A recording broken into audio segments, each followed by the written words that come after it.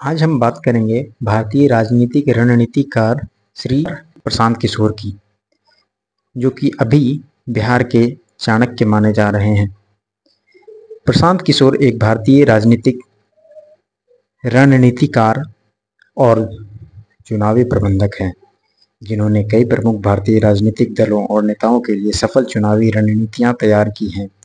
उनका नाम भारतीय राजनीति में 2010 के दशक के दौरान तेजी से उभरा और उन्होंने भारतीय राजनीति का एक महत्वपूर्ण व्यक्ति माना जाता है। उनका जन्म 20 मार्च 1977 को बिहार के बक्सर जिले में हुआ था। उनके पिता एक डॉक्टर थे और माता एक गृहिणी थी। किशोर की प्रारंभिक शिक्षा दीक्षा बिहार में हुई थी। बाद में उन्होंने हैदराबाद से इंजीनियरिंग की पढ़ाई की। प्रशांत किशोर का प्रारंभिक जीवन सामान्य तरीके से बीता। उन्होंने इंजीनियरिंग की पढ़ाई पूरी करने के बाद संयुक्त राष्ट्र यूनाइटेड नेशन में काम किया, जहां उन्होंने पब्लिक हेल्थ क्षेत्र में योगदान दिया।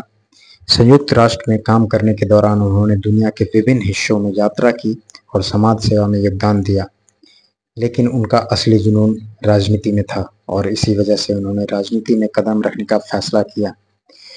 प्रशांत किशोर का भारतीय राजनीति में प्रवेश 2011 में हुआ, जब उन्होंने गुजरात के मुख्यमंत्री नरेंद्र मोदी के लिए काम करना शुरू किया।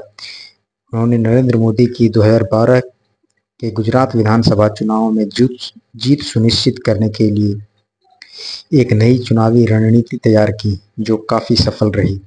इसके बाद उन्होंने 2014 में भारतीय आम चुनाव में नरेंद्र मोदी की टीम का प्रमुख रणनीतिकार के रूप में काम किया। मोदी की जीत में प्रशांत किशोर का बड़ा योगदान रहा, खासकर चाय पर चर्चा और 3D हेलोग्राम जैसे नवीन अभियानों और माध्यम से उन्होंने भारतीय जनता पार्टी को एक नई दिशा दी। 2015 में प्रशांत किशोर ने Indian political action committee (IUPAC) की स्थापना की। यह संगठन विभिन्न राजनीतिक दलों और नेताओं को चुनावी रणनीतियां बनाने और उन्हें लागू करने में मदद करता है। आईपैक के माध्यम से प्रशांत किशोर ने विभिन्न राज्यों में कई प्रमुख राजनीतिक दलों के लिए काम किया। उनके इस संगठन में राजनीतिक अभियानों में डेटा प्रौद्योगिकी और सामाजिक मीडिया का व्यापक उपयोग किया, जिससे चुनाव में प्रचार प्रसार का तरीका बदल गया। प्रशांत किशोर के कैरियर में एक महत्वपूर्ण मोड़ तब आया जब उन्होंने बिहार के मुख्यमंत्री नीतीश कुमार के लिए 2015 में बिहार विधानसभा चुनाव में काम किया। नीतीश कुमार के महागठबंधन को भाजपा के खिलाफ भारी जीत मिली और प्रशांत किशोर की रणनीतियों की पूरी देश में सराहना हुई। इस जीत ने उन्हें राष्ट्रीय स्तर पर एक मजबूत राजनीतिक रणनीतिकार के रूप में स्थापित किया। 2015 के बाद प्रशांत किशोर ने कई अन्य मुख्य चुनावी अभियानों का नेतृत्व किया। इसमें से कुछ प्रमुख चुनावी रणनीतियां निम्नलिखित हैं। 1 नंबर, पंजाब विधानसभा 2017। प्रशांत किशोर ने पंजाब में कांग्रेस पार्टी के लिए काम किया और कैप्टन अमरिंदर सिंह की जीत को अहम भूमिका निभाई। 2 नंबर, उत्तर प्रदेश विधानसभा चुनाव 2017। प्रशांत किशोर ने उत्तर प्रदेश में भी कांग्रेस पार्टी के लिए चुनावी रणनीति तैयार की, लेकिन यह अभियान सफल नहीं हो सका। 3, आंध्र प्रदेश विधानसभा चुनाव 2019। आंध्र प्रदेश में वीएस जगन मोहन रेड्डी की वीएसआर कांग्रेस पार्टी की जीत में भी प्रशांत किशोर का रणनीति ने महत्वपूर्ण भूमिका निभाई। इस जीत में उन्हें दक्षिण भारतीय राजनीति में एक प्रमुख रणनीतिकार के रूप में स्थापित किया।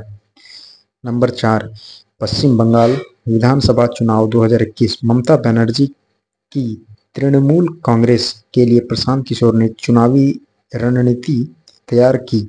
इस चुनाव में भाजपा की मजबूत चुनौती के बावजूद ममता बनर्जी की पार्टी ने भारी जीत दर्ज की और प्रशांत किशोर की रणनीति की फिर से सराहना हुई। प्रशांत किशोर केवल एक राजनीतिक सलाहकार तक सीमित नहीं रहे। 2018 में उन्होंने जनता दल यूनाइटेड यानी जदयू के साथ औपचारिक रूप से राजनीति में कदम रखा। नीतीश कुमार की पार्टी में उपाध्यक्ष के रूप में उन्होंने काम किया, लेकिन जदयू के अंदर विचारधारा संबंधित मतभेदों के कारण उनका नीतीश कुमार से विवाद हुआ और उन्होंने 2020 में पार्टी से इस्तीफा दे दिया। बिहार का डेवलपमेंट के लिए प्रशांत किशोर का मानना है कि बिहार को एक बेहतर राज्य बनाने के लिए शिक्षा, स्वास्थ्य और रोजगार के क्षेत्रों में सुधार की आवश्यकता है।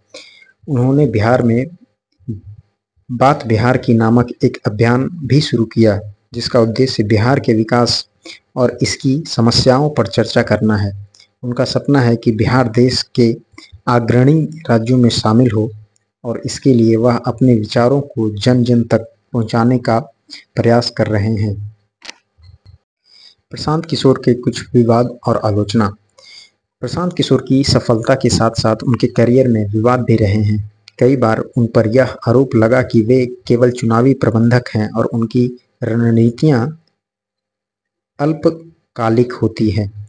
उनके आलोचक यह भी कहते हैं कि केवल उन नेताओं के साथ काम करते हैं जिनकी जीत की संभावना पहले से ही मजबूत होती है।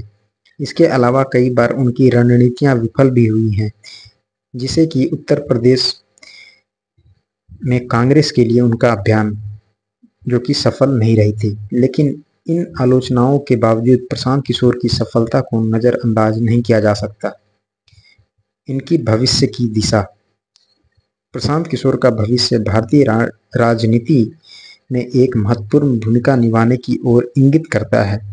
वह बार बार यह संकेत देते रहे हैं कि वह राजनीति में एक सक्रिय भूमिका निभाना चाहते हैं, न केवल एक चुनावी रणनीतिकार के रूप में सीमित रहना। वह कई बार यह भी कह चुके हैं कि उन्हें बिहार के विकास के लिए कुछ ठोस करना है और संभव है कि भविष्य में यह किसी राजनीतिक पार्टी का गठन करें या किसी पार्टी में शामिल होकर सक्रिय राजनीति में उतरें। अब इन्होंने 2 अक्टूबर को अपना नया पार्टी बनाने का फैसला ले लिया है। इस पार्टी का नाम होगा जन स्वराज पार्टी। प्रशांत किशोर भारतीय राजनीति में एक महत्वपूर्ण और प्रभावशाली शख्सियत हैं, जिन्होंने चुनावी रणनीतियों के क्षेत्र में एक नई दिशा प्रदान की है। उनकी कार्यशैली में नवीनता, तकनीकी उपयोग और जमीनी हकीकत को समझने की क्षमता ने उन्हें अन्य चुनावी रणनीतिकारों से अलग किया है। भारतीय राजनीति में उनकी भूमिका और भविष्य में उनकी योजनाएं इस बात की ओर संकेत करती है कि वह राजनीति के परिदृश्य और भी गहराई से जुड़ेंगे। धन्यवाद।